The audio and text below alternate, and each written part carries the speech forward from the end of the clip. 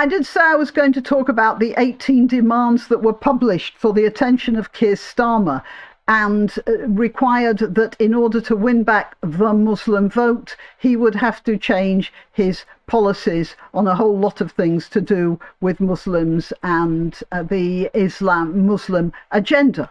So I'm going to do that now, and I'm going to try and keep it short.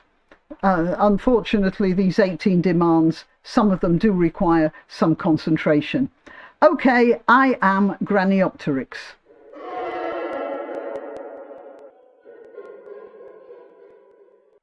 All right, so here we have the 18 demands.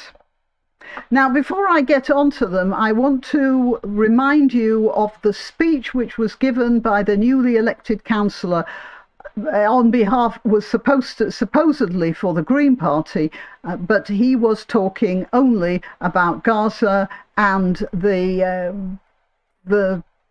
fact that his win was a win for Gaza, and he was not talking about anything to do with the local community's immediate needs like buses, education, all the rest of it.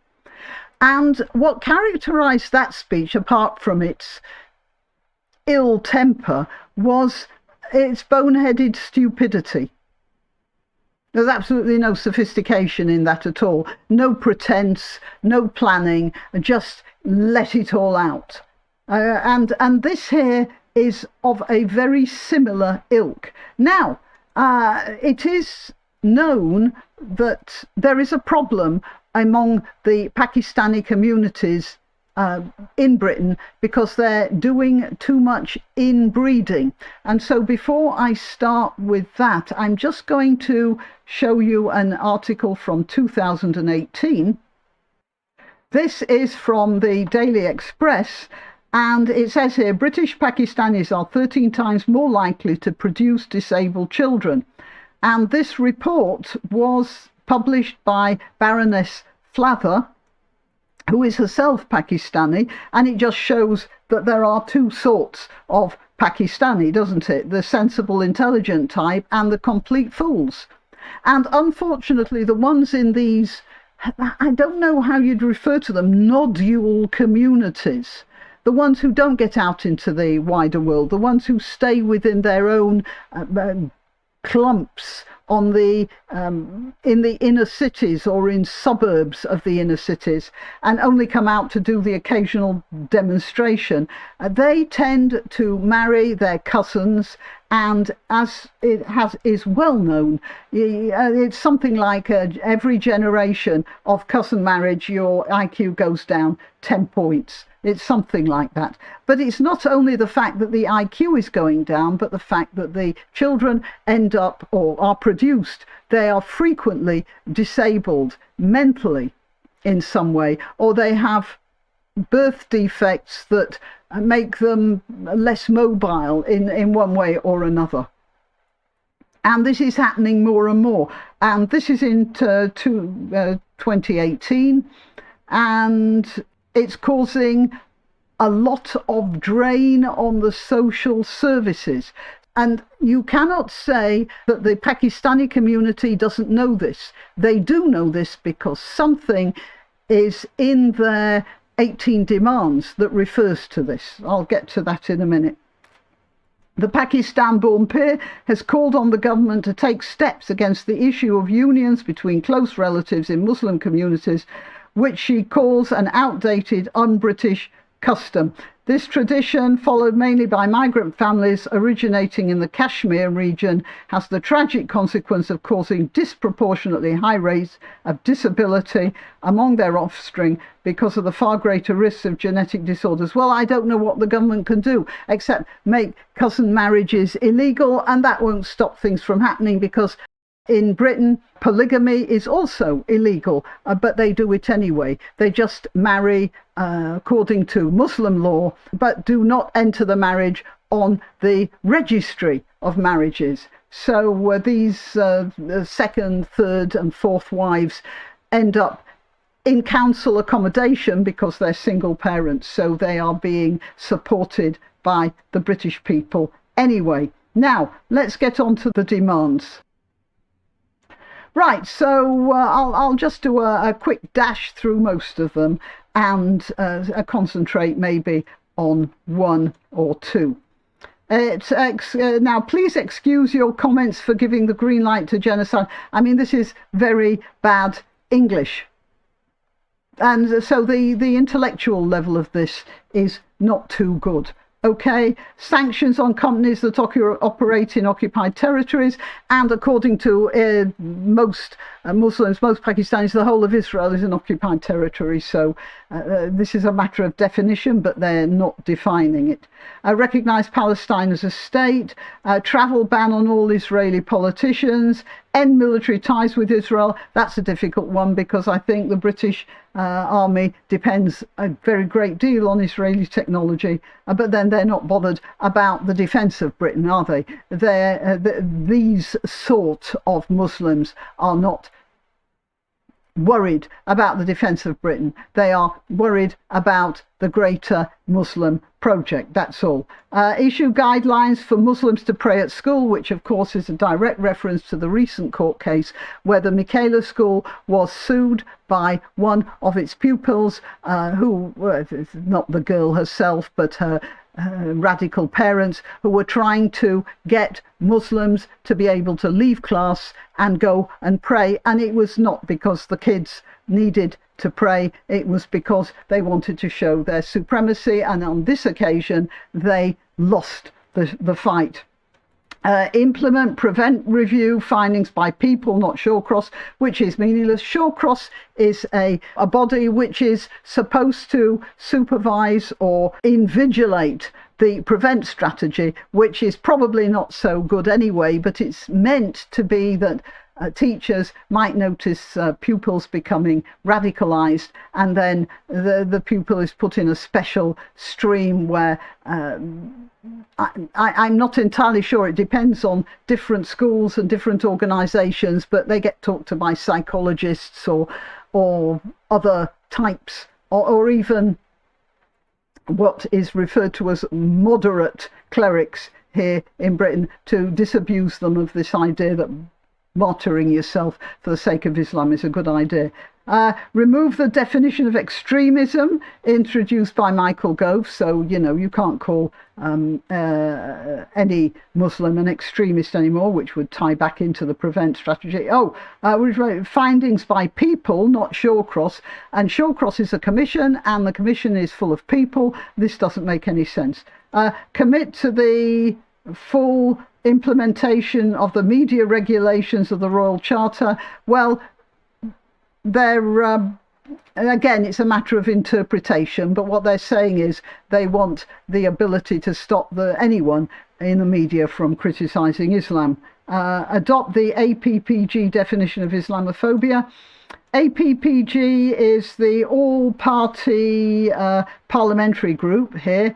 This was taken from the government website. Just a minute. And it gives a definition of Islamophobia, which is in itself, you'd think people who are in the House of Commons and in the House of Lords would have a bit more intellectual ability than that. The all-party parliamentary group of British Muslims, established in 2017, it's an informal cross-party set of groups that have no official status, and it comprises Muslims in the House of Lords and the House of Commons. And the following definition of Islamophobia starts with this preamble. Islamophobia is rooted in racism, is a type of racism that targets expressions of Muslimness and perceived Muslimness. Well, being a Muslim is not a race, so it's not a type of racism at all.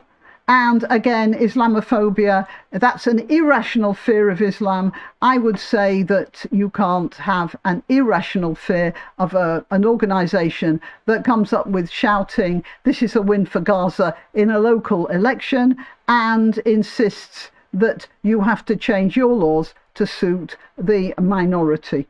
So they expect that Keir Starmer should adopt the definition of Islamophobia, commit to a review of the public sector equality duty. Don't know what that means, but I assume it means they want to make sure that Muslims get in almost ahead of anyone else.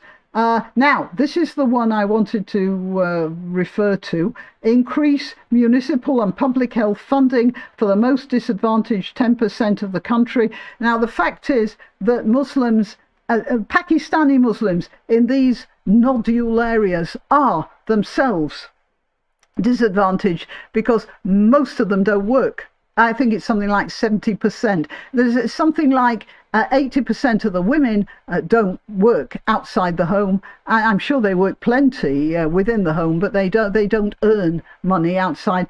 And it's something like 70% of the men don't work. They are on some sort of public benefit. It might be down to 60, but it is quite a high proportion of them. And furthermore, they are giving birth to a lot of disabled children, which soak up local resources looking after them. Increase municipal and public health funding for the most disadvantaged 10% of the country to finally address systemic and chronic health inequalities. And yeah, that's all aimed because they know, the Muslim community know that they are producing a lot of disabled people in this society. And so they want the funds to be increased to reflect that. Offer alternative student financing. They're talking about Sharia compliant loans, I suppose. Ensure Sharia compliant pensions in all workplaces. So we have to change our financial system. Make sure insurance quotes don't cost more for someone named Mohammed. That's absolutely ridiculous. That never happens. It just doesn't happen. Commit 7% of the local government pension scheme to ethical and Islamic funds. So it means that is a jizya tax, for sure. Just an extra 7% for people to pay for Islamic funds. And oppose the boycott, divestment and sanctions bill. That's a bill which would make it illegal for universities or various organisations, publicly funded organisations, to boycott Israeli various things. And eliminate the archaic crime of spiritual influence from the statute. That's a good one, because spiritual influence is a law that was passed in the 19th century, I think, and it was specifically to stop clerics, pastors, priests, whatever, for telling their congregations how to vote. Because quite obviously the imams of mosques feel very much entitled to tell their congregation what to vote for and how to vote. And they call it the archaic crime of spiritual influence. Well, up till fairly recently, everyone would have thought it was archaic, but a lot of archaism is coming back into our political discourse now, simply because of the way Muslims are behaving, or rather a particular group of Pakistani Muslims, I think mostly Deobandi. And I don't know why we're allowing Deobandis to immigrate. Now, just as a slightly satirical side comment on this, this article here is incredibly stupid.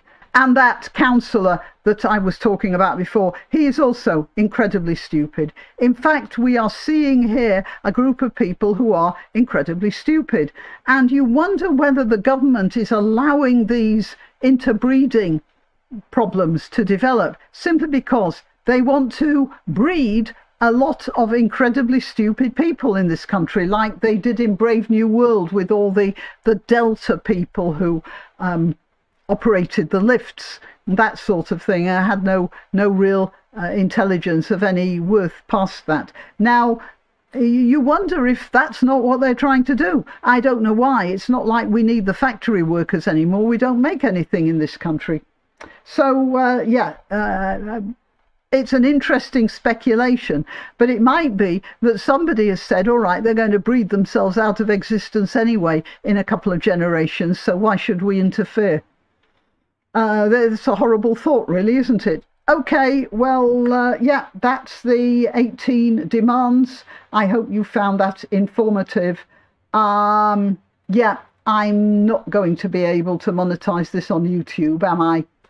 I'd be lucky to get it past. Let's see how that works. You can help my channel by clicking like, by subscribing, by clicking the notification bell, and by sharing if you're so inclined. Links to my other channels are in the description, also links to donation sites, but really the best way you can help me is simply by clicking like. Thank you.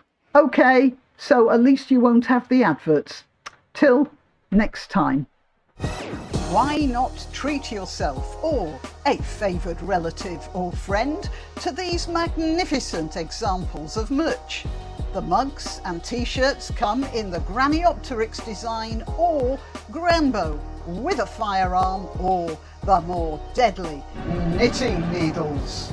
Go to www.granniopteryx.com and whatever platform you're watching this on, please click like, subscribe and share.